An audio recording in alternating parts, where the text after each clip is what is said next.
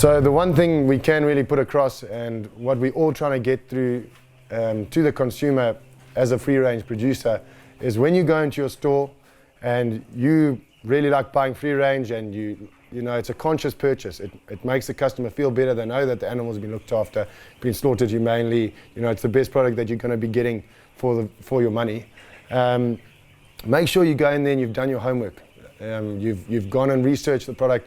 You've watched videos like this. You've educated yourself on what a free-range bird should be, and that your preferred supplier of those birds is actually doing what they say they're doing. You've looked at two free-range products side by side. You've said, right, let's take the cheaper one. There's a reason that it's cheaper, because they only grow a certain amount and purchase the rest of them. And these kind of things all happen. So check up on your supplier. If they're claiming to be free-range, organic, make sure you've checked it out on the Facebook page, on their website, on every single one of our packaging, on our punnets, on our whole birds. My cell number is actually on there, so you're more than welcome to give me a ring and chat to me about what we do. We've got some great producers in KZN, not just ourselves. We've got great duck suppliers, we've got some great little chicken guys that are starting up, and everyone's trying to do it as well as they can. But if you don't support the right producers and you're supporting the guys that are doing the wrong thing because you want R5 cheaper on your chicken, at the end of the day, these businesses will be gone, and those are the ones you're stuck with. And one day when you find out that these guys aren't, it's going to kind of all come crumbling down. So we want the guys that are doing it properly to stay in business, and the guys that aren't to either start doing it properly or kind of move on. This batch is 3 weeks today, so they'll just start going out. Obviously you can see they're still quite small, so you've got to be very careful with them. These youngsters, they just learned how to control their own temperature and look after themselves, because obviously a bird with feathers like this can control its own temperature. Before, when they had the little yellow feathers like you see on the chicks, they can't control their own temperature, so they'll sit out there and just bake in the sun if you leave them out when they're too young. So you've got to be very careful. We don't have a proper climate control houses, so you've got big gas heaters inside here. When they are youngsters, they've got to be 30 degrees, 32 degrees in the first week or so. And if you let it go below that, or you let it go too high, they'll either get dehydrated or they'll start huddling. And then all the birds that are huddling, the ones in the middle obviously don't eat and drink, they'll just sleep. And then you won't obviously get the growth rates that you need, and especially if they get dehydrated. When the birds are very small, what we'll do is also give them electrolytes and vitamins. So it's basically an Energade at 1 to 4 days old, just so it helps them get through those first days of struggle, because obviously when you pick them up from the hatchery, then you transport them, they haven't had food for that morning, and then you need them to kind of have a little boost and get the best start to life possible.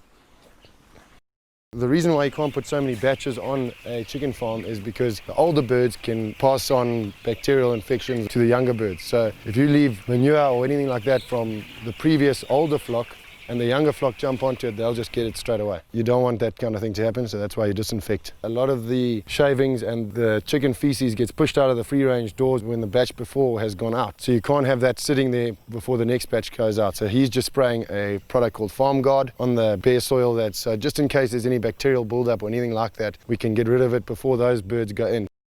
We've got 3 cycles on this farm. There's about 2,000 to 2,500 birds per house, which is the stocking density that you need for these size houses. You've got to be less than 14 birds per square meter, whereas some of the other big companies can do 20 to 24 birds per square meter.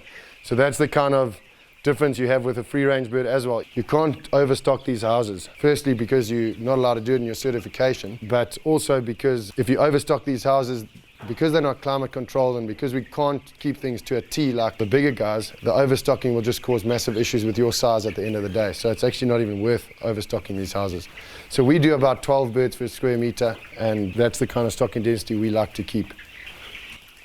If you miss out on an hour of growth or 2 hours of growth or a night of growth for broilers, they just won't ever get back up to size. It's not like a plant that will recover. They'll just you'll have to grow them to now 6.5 weeks to get them to the size that you should have had at 5.5 weeks, which in any kind of farming enterprise, that's a big problem, because you've fed these birds for now an extra week, and that's all your profit gone. One of the issues that we often have with the free-range outfits that we do, and it happens in a lot of agricultural production systems, especially in cattle and with jackal and all that. We also have those issues. We sometimes have mongoose coming in here, getting in through the fence, or even grabbing a chicken through the fence, because they're very inquisitive. So they'll go and see what that thing is because they've never seen it before, and then the mongoose will grab them. Or feral cats we've had issues with. We've actually had issues with predatory birds. So it's just, you know, you've got to be careful when you let them out as well. You've got to look at the area, make sure it's fine, and let them out. Especially if there's a crowned eagle buzzing around the top of one of the sites. Obviously you can't let them out. That's not fair on the animal. But as soon as it's cleared, or we've got staff there that are watching the area, the birds will be able to go out and there's no issues. But 90% of the time there's no issues like that, and you can let them out and it's all good. One of our other main problems was education and educating our customers on what a real free-range bird is. And you know, it's not an organic bird, because to try and do that in South Africa is really, I'd say almost impossible. We don't have the feed companies like they do in America that produce organic maize or organic soya. A lot of people don't understand that to produce an organic chicken, your maize, your soya, your sunflower seeds, all has to come from an organic farm. So if you're trying to claim that, but you're feeding them normal feed, or your site hasn't, your chicken site has been a non-organic site for a long time, you know, it's a big issue. You've got to have it at least 5 years sitting without anything in it before you can start planting organic maize or growing organic chickens.